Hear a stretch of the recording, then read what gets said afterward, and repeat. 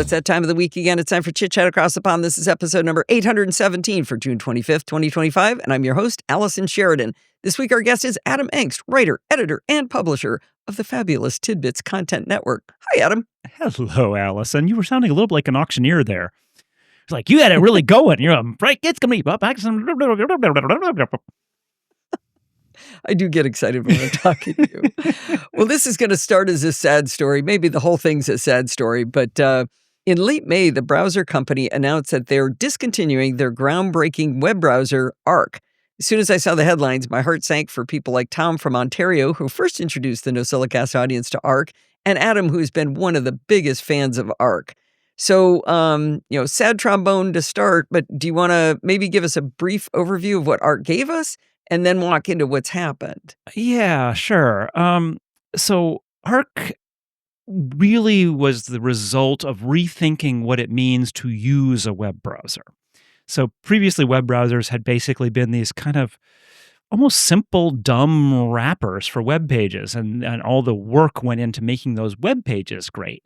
And yeah, you got some tabs, you got some bookmarks. Maybe there you could sync them between machines if you use Chrome or Safari, whatnot. But that was kind of it. And so what the browser company did is they sat down and said, what are the pain points that people have when using browsers? And then they just refactored the entire concept. So instead of bookmarks and tabs and across the top and having this huge collection of these things that you could never find in some other window, Arc created they came up with the idea of pinned tabs, which you can collect together into folders, and you can also create workspaces, which are just different sets of pinned tabs.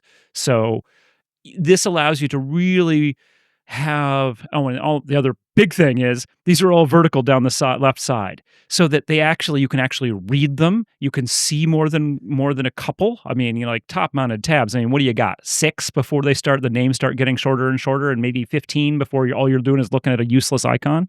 So yeah, and you hope the icons are really good. They're all useless, just worthless. I'm sorry. And then the problem is you get multiple tabs open to the same site. You don't even know which is which because it's just six Gmail icons. Not helpful. So with Arc, you get this really great kind of dashboard approach to your web browsing world. So personally, I have 3 workspaces. I have a personal workspace, I have a Tidbits workspace, and I have a Finger Lakes Runners Club workspaces. The sort of 3 places where I get stuff done. And each one of them has its own completely independent set of pinned tabs. And a pinned tab is it's like a bookmark in the sense that it's permanent, but it's a tab in the sense that clicking it doesn't open something new each time. Like when you click a bookmark in Safari or whatnot, you get a new tab. And you click the bookmark again, you get another new tab. It just, right. It just keeps opening them. Whereas if I click on my WordPress, editor tab for when I'm posting a new Tidbits article, I just get the same one, the same page every time I click it. It doesn't open something. So if it's already open, it's already open. I switch to it. Right. If I click it, it hasn't been open in a while, okay. It loads it. And it's always in the same place. So I'm never like scanning through the top, looking for that one that I used a couple days ago. If the pinned tabs are always in the same place with the same names that I give them, the same custom icons that I give them. And so it's a very fast, easy way to just switch, click, boom, I'm at the right site. Switch, click, boom, I'm at the right site every time. And you can also, other great little things Arc did is they have an app, a tab switcher. So you hit Control Tab, and just like the app switcher in macOS, it lets you switch among the last 5 opened tabs. So you can, and hitting Command Tab quickly just switches you back and forth between the last 2, just like apps on the Mac. So it's really easy to move back and forth. Control Tab in Safari flips between the tabs. Honestly, I don't use Safari. I find Safari annoying enough that I'm not up to date on its features. So, okay. But again, and you can put in the number of the tab. You can do like Command 4 will get you to the 4th tab, and it includes pin tabs too. No. I mean, mine are arbitrary. I don't have to. It's not like I don't have to think about the 4th one or what might. This is literally the last 5 that I have open. and that I can switch between Okay. really easily, whatever those last 5 might be. And other little things, I can option click any link to open it in a split view, so we get two pages side by Oh, side, that's or nice. 3, or 4. And usually 4 is a little excessive, but 3 is occasionally useful. I can hit Command Option C to copy the URL of the frontmost page without any other hassle. Do you know how many times a day I do that? As I am trying to copy put in a link in a Tidbits article. Before that, I had to hit, click in the address bar and copy, or I had to hit Command Well, L, Command L in every web browser will go to the URL bar and select it. and then you have to hit So it's 2 keystrokes, 2 Command L, keystrokes. Command C. Right, it's twice Yeah. as much work, tens of times a day or hundreds of times a day. But you don't have to go up and click You it don't have to go up and click it. with Yeah. your mouse. Right, In precisely. either one. In either one. So I'm just saying, it's, again, like, you don't think Yeah. about it, it's like, oh, it's only 2 clicks. Well, it is only 2 clicks, but it's also 100% more Twice work. as many. Yeah. I mean, it's times how many times a day. right, precisely. So it's, I'm not saying this is, I won't say this is a life-changing feature for most people, but it was for me. I mean, it's literally when I go to other web browsers, I am irritated that it doesn't have this. You keep shaving this little pieces off until your life is smoother. Quality of life. Okay. And that is really what Arc provided, was incredible quality of life. And so that's why when, as you say, you use the term discontinued, it's a little unclear what term the browser company actually is using surrounding this announcement. All they have really said is that they are building a new browser called Dia, D-I-A. They like these 3-letter words. So Arc, A-R-C, Dia, D-I-A. And what has really happened with Arc over the last 8 months, 10 months, something like that, is that it has received only Chromium engine updates and very, very occasional bug fixes. So there have been no feature changes. So it was already slowing way down? Well, yeah. I mean, so back in the summer of last year, they had this podcast where they were, the browser company sort of prides itself on extreme transparency. They're always talking about what they're doing, and you get every engineers are constantly introducing their features and blah blah blah, which is great. I like it. But they had this 10-episode podcast about Arc, what they were going to do with Arc 2.0. And they end the podcast in September, I think the end of September. And there's no real definitive conclusion about what they're doing with Arc 2.0, but they've talked a lot about it. And so you really believe that Arc 2.0 is coming. And then a month later in October, there's some news article, I forget, The Verge, someone like that, where they talk to the CEO and he's like, yeah, we're doing a new browser entirely. And everyone's like, what the hell? You're going to stop doing, and so they have indeed moved all of their development efforts, other than this kind of basic maintenance mode, from Arc to Dia, and they've made claims about how Arc was mature, it didn't need any more features and things like that, which is a very odd statement coming from a company that was releasing new features literally weekly. I mean, every Thursday there was a new version that had almost always non-trivial new features. So, it was an impressive level of development that suddenly just gets chopped. Right. Well, and that's mature is one thing. I'm okay with something not changing. I've been using Downcast on the iPad forever, and when I heard about this app Arc not being developed, I'm like, I'm really happy that this app just works the same way it always has. It's fine. A mature app is not necessarily a bad thing. But 2 years in, that's a little quick to call yourself mature anyway. Well, it is. And I think, honestly, it's funny because the browser company does a great job of letting you see into their thinking and, seeming like super nice people you'd probably want to hang out with if you knew them in person, et cetera, et cetera. And they absolutely suck at interacting with customers. And I shouldn't say customers because Arc has been free the entire time. Their direct support is weak to non-existent. They don't participate in forums. They don't have their own, user forum. for a very short time after I wrote my 7,500 word article about the first version of Arc. I had a contact at the company who responded to a couple of my messages, and then he left. Yeah, I got an auto reply saying he wasn't with the company anymore, and I have not gotten a response to anything since then. So, like, this is a company Wow. that they're like they're publish only. You know, Yeah, they're not yeah, yeah, they yeah. don't go in the other direction, and Transparent at what they're thinking, but don't take into and they account what you're thinking. Well, they do lots of surveys, but it's never clear that it makes any difference. You certainly never hear anything back. It's not a there's no conversation at all with this company, which, you know, and Hmm. that's their prerogative. Certainly, larger companies no conversation with either.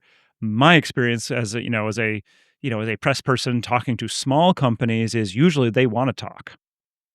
Yeah, They usually that's they're why I like small Right, companies. they're interested in hearing your opinion.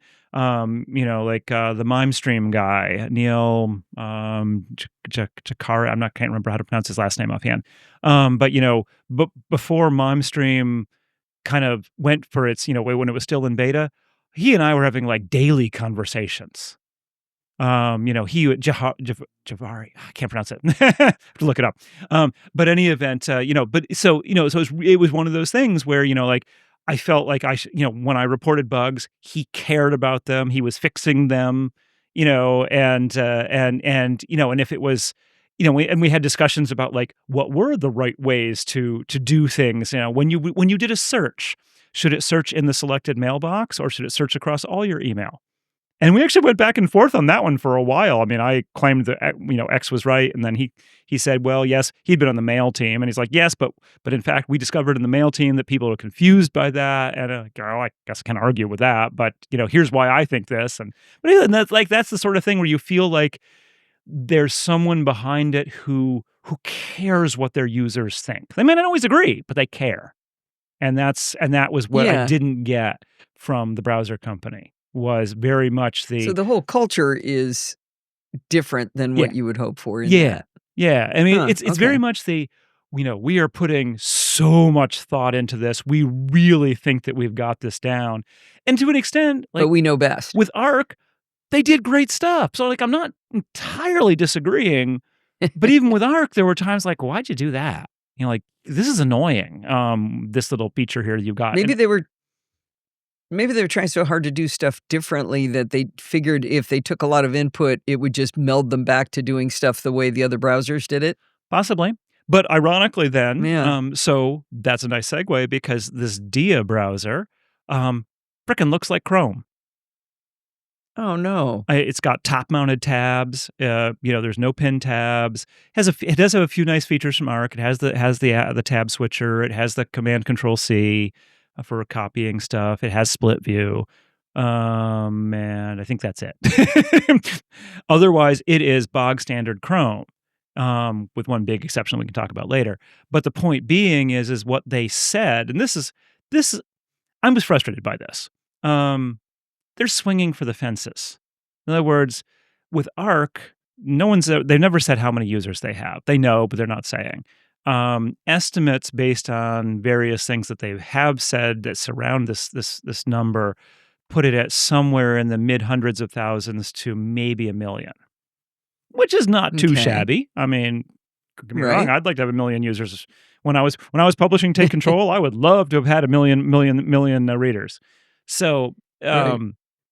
but they want to be mainstream. They want to be on hundreds of millions of machines. They basically want to compete Okay. with Chrome. And Let me ask, that makes me wonder, what is their business model? Because you said Arc was free. they're VC at the moment. They have no business model. So it's Huh. all VC. Okay. And so that was another question, right? So what is going to be the business model based on that? And what was funny is Arc was always free, but they had people begging them to pay for it. I was like, I would pay for this in a heartbeat. I would have paid for it in a heartbeat. I still would pay for it in a heartbeat, although probably not unless they develop it again. Um, and By the way, by VC, he means venture yeah, capitalist, in case you yeah. didn't know. So, rich people who've given you money and have some opinions about how they're going to make more money because of that. Um, Right. so so they're swinging for the fences. They want to be like Chrome. I mean, it's an interesting question. I don't know offhand what the user base of something like Firefox is. But is Firefox on hundreds of millions of devices? Maybe. You could search while I'm talking. But that's a really, really big goal to have. And what they said, and this is probably not entirely wrong, is that if you want to reach that many people, you cannot have a large, what they call novelty tax. Like, how is it going to be hard for someone to switch to your browser? And Arc, with its pinned tabs and workspaces and whatnot, it required explanation. It was not an easy switch. Oh, right. Now, right. if you're a power user, you were willing to make the switch because you could see what it was going to do for you. It was going to make a big difference. But everyday users, no, probably not going to make that much of a difference. They probably don't care because they're not even really entirely sure what a tab is anyway. So did you find out Firefox? Well, I'm trying to figure out.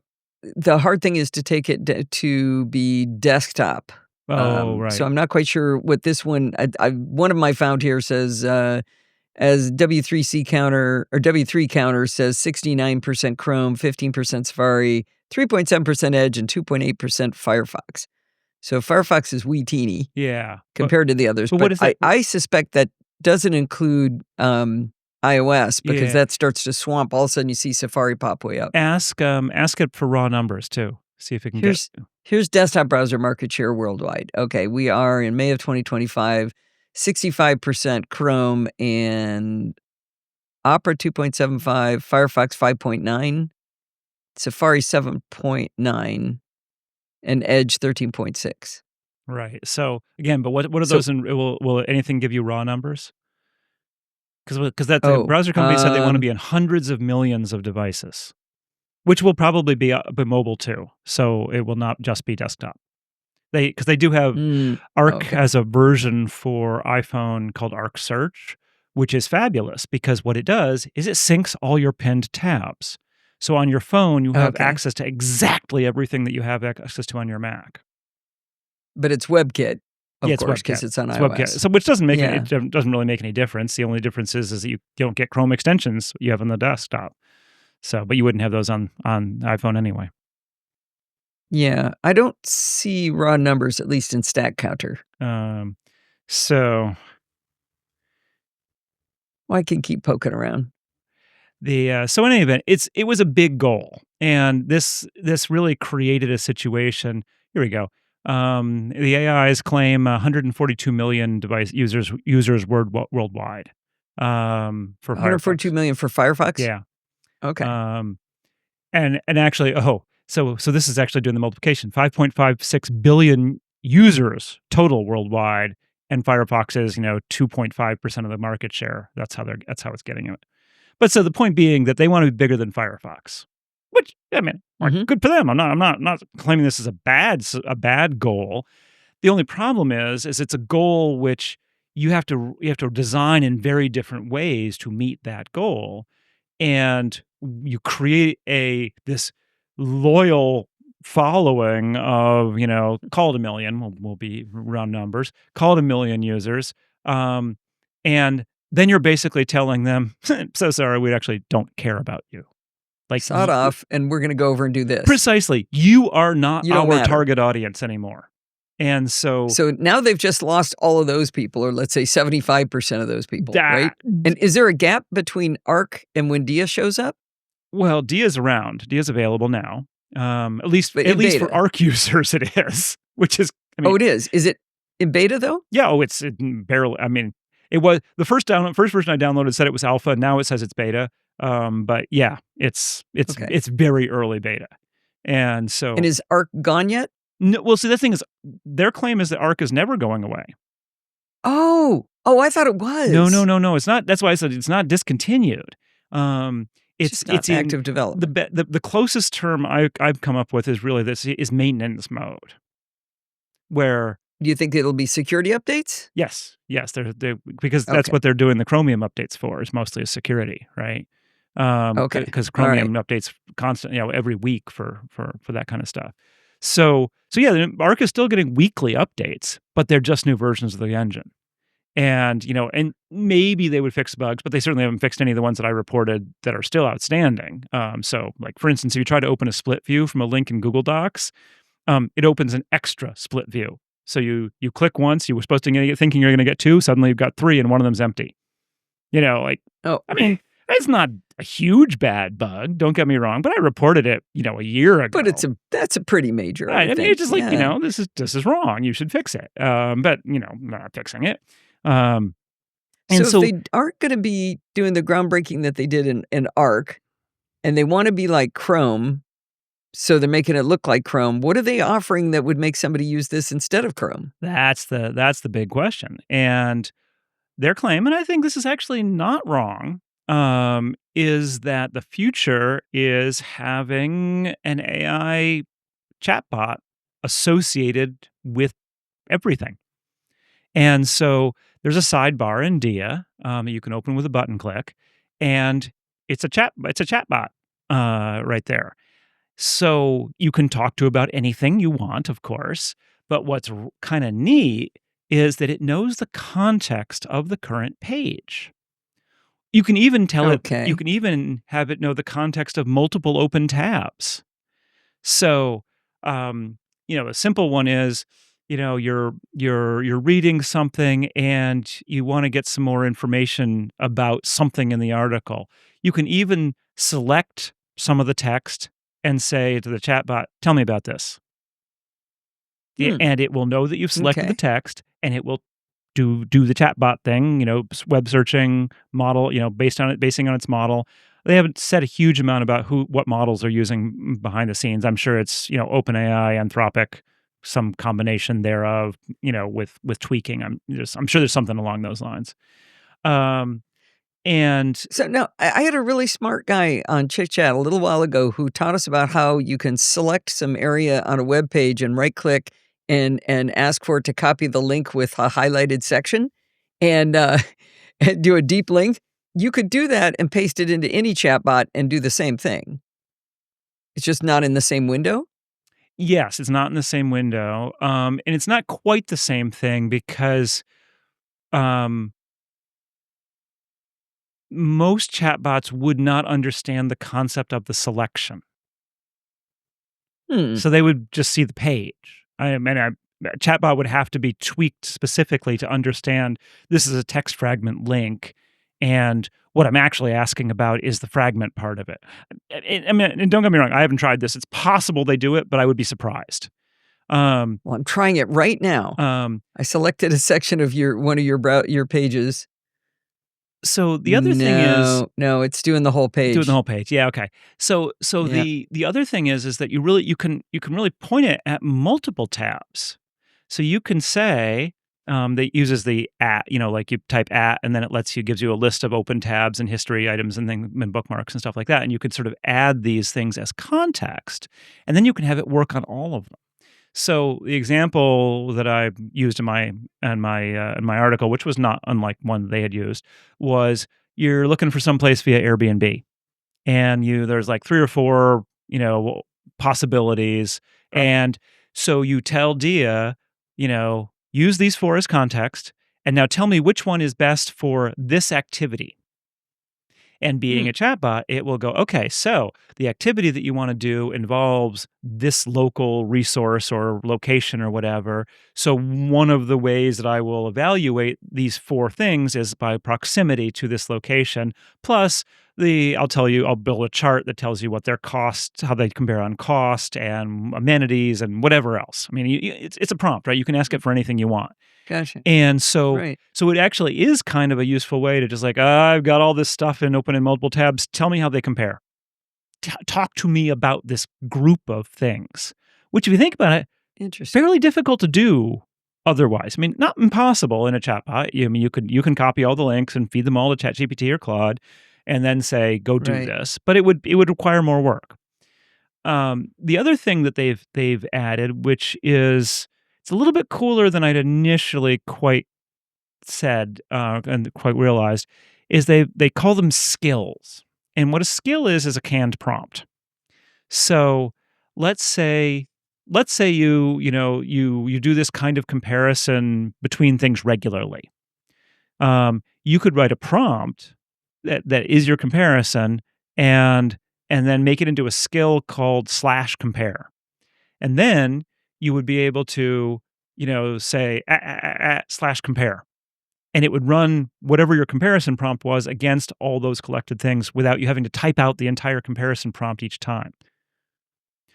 Or Okay. you can have a skill, which I did yesterday, which actually was kind of successful, I have to admit. I said, well, here, I can actually pull it up so I'm not making this up. It was Like you normally do, just making stuff I'm up. just making stuff up, I assure you.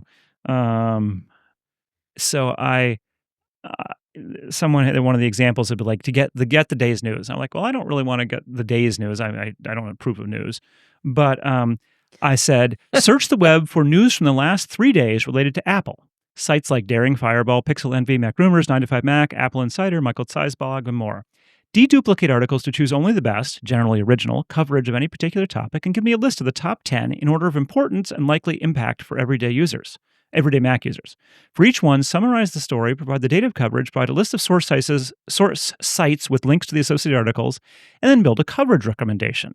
For that, pretend you're a Tidbits reader who's read everything Tidbits has published and say if and why an article seems like it might be worth covering as A, a link added to the comments on an existing Tidbit article, B, a new extra bit that points to the original article, or C, is a larger standalone article. It's fine to include mention of beta releases, rumors, and deals, but never recommend that Tidbits cover such news because I don't do it. Note that Tidbits is very picky, so only a very few topics will pique Adam Angst's interest for coverage, and it's fine to say that an article isn't worth Tidbits' time. That's kind of a honking prompt, Wow. right? Wow. And so I can type /today, and I get that. So literally, like, car makers push back on CarPlay Ultra, iOS 26 Beta 2 new features and Apple Music updates, AirTag 2 rumors, Porsche reaffirms commitment to CarPlay Ultra, iOS 26 brings crossfade and auto mix to HomePod, iPhone accessory charging via USB-C. Apple Sports app adds tennis scores, personalization. It's like this One isn't question in that. this I'm isn't- real curious. I'm just real curious how it, in that short of a period of time, immediately consumes everything that Tidbits has ever had published, well, and then makes it a subset of that. That so- one sounds surprising. So it to me. probably isn't doing that for real, of course. But the point being is I'm telling it to think like it is. And so Right. it would be, you can't see behind the scenes, right? But on the other hand, Tidbits is very heavily represented in language models, right? I would imagine there's a lot of language there. We got a lot of language. I actually did very early in the days of ChatGPT. The Washington Post somehow did an article about how you could it was a checker, so you could put in your URL and see how highly you ranked in the training model for amount of data. And Tidbits outranked a whole lot of much more popular sites because we have a lot of data going back a long time. And so it's like maybe it's just in the model, that's all my data's in the model. I'm pretty certain. It already knows. So in any event, it's not doing a terrible job there, and that's something which that is a really non-trivial prompt. And interesting, I tried the same thing, and it was not quite as successful in ChatGPT. The same prompt, and I don't quite know why. Again, these things are black boxes, so you never know what's going on. But so that was an interesting thing where I was like, and so it will give me this, right? It's basically giving to me in a page. This is Diaz still doing this, about. And then I can keep talking to it about that stuff, right? I was like, well, okay, let's talk about these. I don't do rumors, but let's talk about the Apple Sports app. Did the Apple Sports app add anything about track and field, which is the only sports I care about? And so, it's going to go out and look at this and come back with something. No, it does not currently cover track and field events. So, okay, I'm not interested now. And again, I could Sure. have gone around Apple's news release about it or whatever came out. But the fact of the matter is that that was my criticism, and when I first wrote about the app, and I'm not going to write about it again until it includes this. So Right. and it That is interesting. it did peg like this is not worth Tidbits' coverage. So So as a research tool, that sounds really terrific. yeah, and And that's I really guess what it's that's what about. we're often doing, Right. I mean, right? on Is the web, you're looking stuff up, right? You're trying to learn about something. If you're going on the web to just like, I don't know, read Facebook or something, even there, you could probably, select some stuff in in a Facebook post and say, tell me more about this and learn. maybe what you could really do is, could you show me my Facebook feed in chronological order? Oh, no, come on. There's limits to what technology can do. That is not possible. I am certain chronological order is beyond any computer's capability when it comes to Facebook. Oh, I love it. It's funny when you first said it's got AI built into it as this chatbot, my first reaction was, how do you step on anything that doesn't have AI built into it now? I'm kind of looking for this newfangled app that doesn't have any AI in it that I could just get something done. I'm working on a screencast online video that includes something called plain text editor. You can type in it. You can't even make text bold, Adam. You can type. That's You what could it probably does. write one of those yourself in using AI in about 10 minutes. I just ran across this. It's some new literary magazine, which you interact with via Telnet. No. Oh, that's I was like, fun. oh, I have to read this. And even better, like the stories change, like because you have to Telnet to them. Oh, wow. It's yeah. That's pretty I mean, funny. my degree is in this sort of stuff, like hypertextual fiction. So I'm all over this in my copious spare time. Meaning I've only looked at it once, but nonetheless, I was like, this is so But you want to. cool. People who are like, we're going beyond old school. I love it. Hey, so my overall feeling here is much less depressed than I was for you when I first read about ARC being Right. discontinued. Right. So ARC really isn't going anywhere. The problem is that, and this is kind of I don't know if you saw the article I just posted, half an hour ago. Of course I read it. So there's this issue, Oh, right? wait, no, an hour ago, no. So there's this issue of what do you do or think or react, or how do you react when an app you use ceases to receive development, or at least useful development? I mean, ARC is receiving some level of development attention, but it's, they've been very clear they're not going to give it new features. And like, to what extent is that a problem? And there's probably really different opinions about that. I mean, as you say, sometimes you have an app, you don't want it to ever change, but at the same time, you want it to keep working everywhere. You want to be able to get a new Mac and Right. have it keep working. And at some point, that's not going to happen. And if an app is just taking energy and development time and resources, why is a developer going to keep doing it indefinitely? Like it's just Right. wasted effort and wasted resources. So, so like at some point, you just know it's going to go away for real. And so there's Mhm. that sense of as soon as you see the writing on the wall, at least for some of us, there's the feeling like, okay, well, I need to switch to something else now that has a future. Like Right. we're betting on these things having futures. And when they don't I have think so. futures, that's a problem. I think there's really two vastly different groups of people, and you and I sound like we're in the same camp that, Dan Morin said once, "I quit an app before it quits me." And that really stuck with me. So when, iThoughts, which was my favorite mind mapping application of all time, I tried millions of 'em 5, and, had decided on that one, and I had hundreds and hundreds of mind maps in it, and then the developer just one day went, "Yeah, I'm done," and he just stopped. He said, "It's gonna keep working, but, so long and thanks for all the fish." And I immediately started looking for a replacement and found one that, it's okay, I'm alright, but I'm still sad. But I wasn't gonna keep using that, even though it's still functioning. I could use it today if I wanted to. I could use iThoughts, but I'm not gonna, 'cause I don't wanna quit it. I wanna quit it before it quits me. But the other group of people is like, I'm gonna hold on to using my FireWire drive until Apple takes it out of the OS Cold dead fingers. soon, Yep. right? Yeah. No, it's really true. And 'Cause they hate and change. and right. And so, the problem is that, and part of the reason is that I think those of us who are the I'm going to quit the app before it quits me, is that we know that it will quit you at the worst possible time in the worst possible way, and you will probably be left without your data, or at least crying. That, like Right, like it's not going to be good it's not going to go right. gracefully. You don't get to spend a long weekend testing and figuring out what your strategy is gonna be and everything. It's gonna happen right when you need it.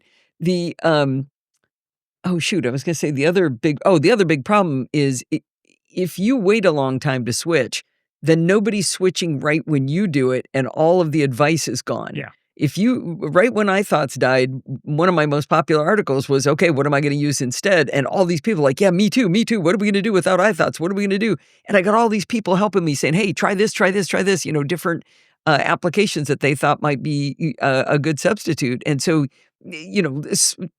switching off of some weird old drive format or something, right then, or your favorite database app, right then everybody's Eudora. figuring out how to move their data. But Eudora. later they're not going to. Oh, yeah. The people who are still switching from Eudora, I don't even remember how the app works. Couldn't begin to tell you. Yeah. I was a Yeah. world expert on Eudora for many years, and right, the longer you wait, the harder it gets, and that is a real truism. And so, no, the article that I just published is I stumbled upon this really great little task management app called Sorted. And I really liked the way Sorted was working. iPhone and Mac sync between them, blah blah blah. Yeah, I'm like, this is great. I am so buying this app. It was like $35.99 for the Mac and the iPhone, a little high, but okay, fine, whatever. I really like this app. And then they had this extended trial thing that sort of got things mixed up between the two. And so I sent support mail about this problem, and I didn't hear back. And then I started looking, and I started, oh, well, let's go check the support site. Oh, look, the support site has been closed due to lack of payment.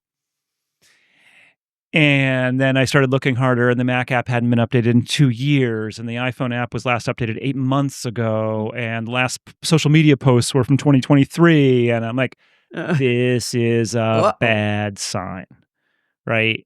So they took your money long after they stopped. They didn't take my money because I didn't ever have to get a chance to pay them. I mean, part of the thing that was wrong was it wouldn't let me buy the bundle. I was like, I want to buy the bundle, and it won't let me do that. And so it's like, I mean, I would even have considered paying them if it had really worked, but the thing that wasn't working was the thing that I really cared about, which was the syncing between the two. So, right. So, it's like, like there's a situation where if you were a loyal Sorted user since, I don't know, 2016 or whatever, you'd be pretty upset, but you'd be able to kind of do it over time. But am I going to get started with that one now? No, I'm really not. No. I mean, it's just like there's no future. And so it's really this question of what is the future? And there's no guarantees. Even the biggest of companies, drop products unceremoniously. But there is that belief that we users are owed some level of future in exchange for our money, our loyalty, or whatever.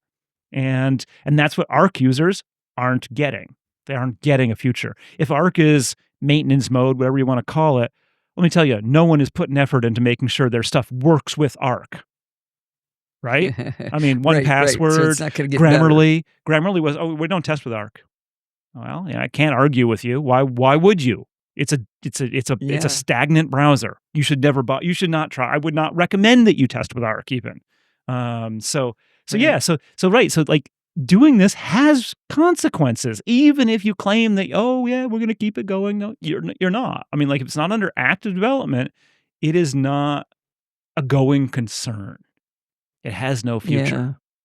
I mean, you can't blame them for wanting to do something that's gonna be bigger, but it's still Well, so here's what we I feel like w we were loyal right. and they let us down, And what you we know? don't know, is, like, how big the VC is. So, for instance, boy, if you could I mean, if you let's just say you could charge, $25 for, for a copy of Arc and you can get 1,000,000 users, 25,000,000 bucks, and people would probably pay that on a yearly basis. I mean, Arc users really, really like Arc. That's not bad money, but it's not probably VC level money. I mean, VCs can want, they want to swing for the fences. You make money as a VC on the hits. You invest in, a bunch of companies, most are gonna fail. But the ones that hit so big that it makes up for, the other, I don't know, 80%, 90% that fail. That's how VC more or less Yeah. works. Don't quote me on the Right. numbers. It's not far off than that. It really is. It really is. It's like baseball where, the best of the hitters don't do very well. And Or investing in a new drug. Right, precisely, so you spend millions and millions and millions of dollars. Oh, no, it actually doesn't work, So I get that part of it, but simultaneously, there's this set guy, internet marketing guy, Seth Godin, who makes a very strong case that it is a much better business in many cases to have a small number of very loyal users who want to give you money than a very large number of people who barely know who you are and don't really want to give you money. So, Yeah, that's an interesting. they're going to have to give Dia away for trade-off free. diagrams. Right. I mean, you're going to have to give Dia away for free. There's no question about that. Like, you can't hit hundreds of millions unless you are giving it away for free. Not possible. Right. And then if you're going to make money, I mean, they've sort of said, oh, well, there'll be some level of upsell, it's like you want it to do something more for your profession. Like there'll be, I don't know, like a medical pack and it'll know more about medical stuff or whatever. I'm like, Oh, okay. maybe, but it sure feels to me like you're kind of making this up as you go. And with Arc, you had a pretty good little business going, and you could have kept that going if you had basically not told them all that you don't like them anymore. just not so into you anymore. You don't matter. Yeah, you don't matter. And I mean, and they've got some architectural issues too. Like there's the Arc. The architecture underneath it was, it was creaky. It was too slow for what we wanted, and we're re-architecting Dia in a different way. It's gonna be faster. Okay, fine, no problem. So what you just say is, Dia will have, all the features from Arc that we believe are the most important. Because Arc has some features that you're just like, really? That's kind of out there. They have these things called boosts that allow you to modify how websites look.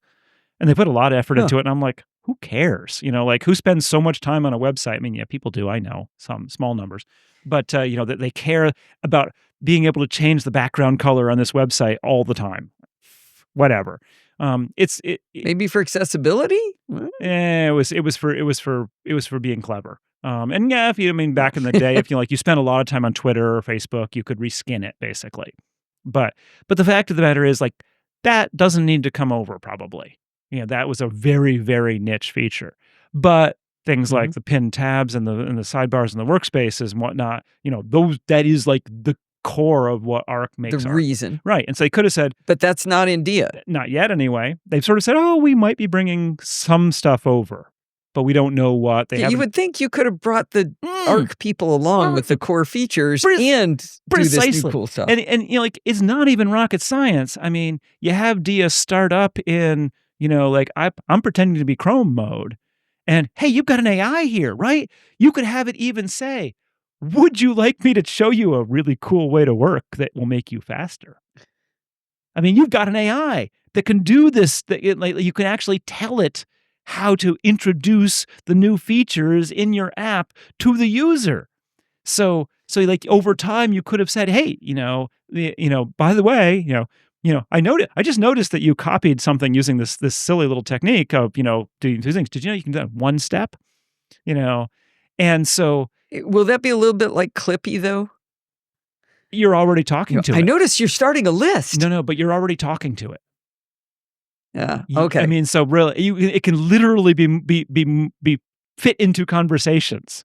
Again, this is all theoretical. Who knows what they plan to do? But the point is that they could have started it off in the, this is going to look like Chrome and it's all completely familiar and all that. And then, basically revealed the Arc level features. But if you were an Arc user, you just go into the settings and click, I'm an Arc user, and poof, it looks like Arc. Right? You don't have to go through all that because you know what you want. And so, yes, that's how you would have to implement that stuff. Well, yeah, but they've in theory already got the code, right? I mean, they have to re-implement it in whatever their new system is, but it's not like they have to come up with it from scratch. It's porting. Right. So, right. I'm not saying it's I don't trivial. understand why you wouldn't do that. Right. Precisely. You've got these great features. People loved them. Why wouldn't you make them at least optional in your new app? And they did with a couple of them, but hey, Adam, not the big why don't you ones. give them some feedback on that? I bet they'll be really receptive to listening to you and write back to you and thank you. Probably. How many times I've already told them this in surveys where they've asked for my opinion? So, they do surveys. That's even worse. Oh yeah. Okay. No, and they ask for your name and email. Like, I'm totally willing to talk. Hey, you can find me. So like I have some content out there, right? And so that's what's frustrating is that like it would be one thing if they were just going in a completely different direction. We pivoted the company and now we're doing audio software or something like that. Like, okay, I get that you just I'm unhappy, but it makes sense that you've stopped. But we're doing something exactly like what we did before, except way worse except in one way. Well, that's a big win. Learning nothing. Yeah, right. Oh, well, I was in danger of thinking that you were going to end this on a happy note, but we've managed to make it into a full-fledged rant, Adam. There we go. It. I do feel for you. I didn't hit my microphone too many times. By the way, I was doing some searches to see whether you could get what there used to be a plugin called tree-style tabs for, I think it was Firefox. It would give you the horizontal tabs and left sidebar, and I was looking whether there was anything like that for Safari. When somebody on Reddit went, well, just open the little sidebar and you can see your tabs. Yeah, Safari had but you can't hide the other. Yeah. I actually did an article some time ago about vertical tabs because a number of browsers have them now. But the vertical tabs are a help, but that's not the same as pinned tabs also. Because if you just keep getting this infinite pinned tabs, list, but I don't understand. Yeah, right. They have pin tabs. Pin tabs in Safari never really quite work the way I want in the sense of like if you close it, so in Arc, if I'm on a pinned tab and I close it and then I go back to it, it goes back to the pinned tab. I can't get rid of it with treating it. Closing the window, so to speak, does not delete the tab in any way, shape, or form. You also can't really corrupt them. So you can in that tab you can navigate all the hell over the place, but you can always get back to what the tab really is, sort of your origin point. I think you might want to look at pin tabs again. That is exactly what it does. I will have to look, but every time I've looked at them, I've found them irritating in ways where no, it does not actually operate the way I want. Plus, again, Safari doesn't have workspaces, so I mean, it would have way too many tabs in what I'm doing. But Safari, the other problem in the past has been that it didn't do very well with Chrome extensions. Most of the extensions I'm using now are cross-platform, so that wouldn't be an issue. I'm sorry, you're right. The thing I use it for is XKPassWD, the password manager thing or password creator thing that Bart wrote. But yeah, I just tried it on podfeet.com. I set it to podfeet.com. I selected blog posts on podfeet.com, and then I closed it. When I hit it again, it was still on blog posts. Right. That's not what you want. You want it to go back to the beginning. Yeah, that's weird. Right. Because this is what, and in Arc, you can basically say, you can at any time replace the pinned tab with the current URL, or you can edit the URL specifically. So for instance, I have a pinned tab to this Google Sheet that's a rehab diary for my knee injuries. And so it gets pretty long. And so I periodically want to replace that tab with a link to the current cell. So I can jump to, cell 300, to row 300 rather than be up the top.